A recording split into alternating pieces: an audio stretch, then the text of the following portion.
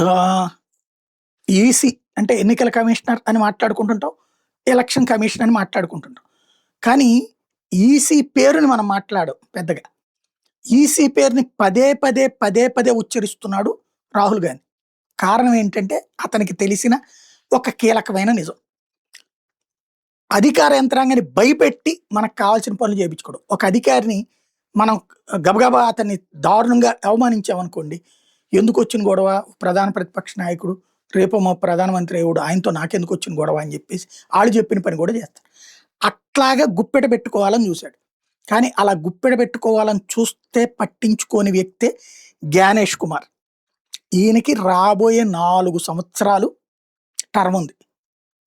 Chief అవుతున్నాడు. ఇది ఒకటి.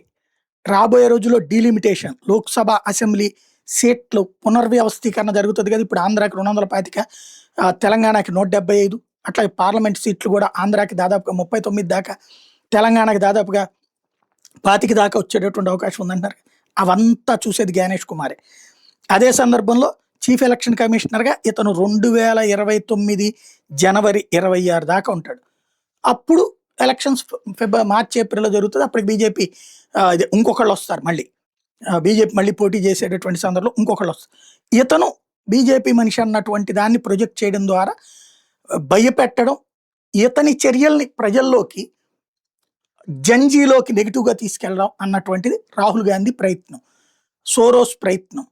దీని ద్వారానే జనాల్ని రెచ్చగొట్టాలి ఇతని మీదన అడ్డుపెట్టినే అన్నటువంటిది. మరి ఏ మేరకు సక్సెస్ అవుతారో చూడాలి.